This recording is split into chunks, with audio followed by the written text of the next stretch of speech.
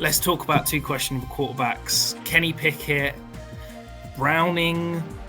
Canada's gone. We can't blame Canada anymore. Is this Pittsburgh offense going to completely explode and, all these amazing fancy weapons suddenly become fancy superstars again? Well, there was a report today, I forget who originally reported it, but I read it on Roto World saying that it could be Jaylen Warren and George Pickens who benefit the most from this new scheme. The offensive coordinator who's taken over is the running backs coach. And what was crazy last week was that Jaylen Warren was absolutely getting loose constantly. Second game in a row where he had over 100 scrimmage yards. And he led all running backs last week in total rushing yards. He also was ahead of any other running back in yards after contact, ahead of whatever amount of yards any other running back had. He was a pure stud. And then in the fourth quarter, they go completely away from him into Najee Harris, who averaged 2.9 yards per carry against Cleveland. It just wasn't the game for him. I think against the Bengals, they played quite well against the Ravens' run attack last week, but that's been an area that they've struggled with at points this year, so I wouldn't be surprised to see the Steelers lean quite run-heavy. And what I'm looking for is to see Kenny Pickett getting some passes across the middle of the field. Matt Canada, so much of the stuff was to outside the numbers, which in itself is making life difficult for both the receivers and the quarterback there. Higher variance targets.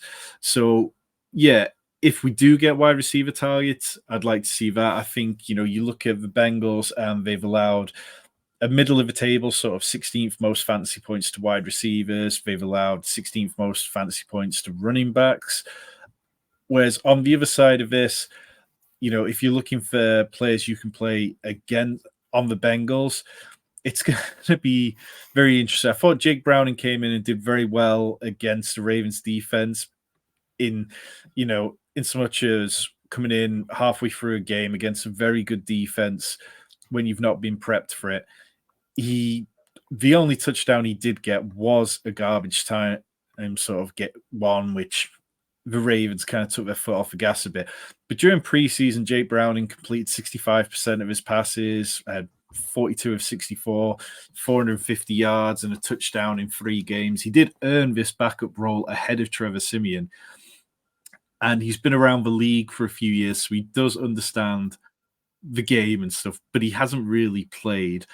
I'm not sure that T. Higgins is going to play. I don't understand why it would make sense to rush him back as a pending free agent. I don't understand why he would rush back. But I'd be confident enough in starting Jamar Chase. This Pittsburgh defense, they are poor against wide receivers. They've allowed the 8th most fantasy points to wide receivers.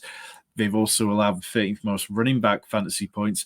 Joe Mixon, he's setting a career high in snaps at 73%, along with seeing his opportunity share jump up to 86% this year. That's 15% more than his career average of 71%. Samaje Perine left, and Joe Mixon has just taken all of the touches. And even though he's getting older and he's not quite got the same burst he has, the volume's kind of made up for it. So I don't mind starting Mixon or Chase, but that would be about it for me.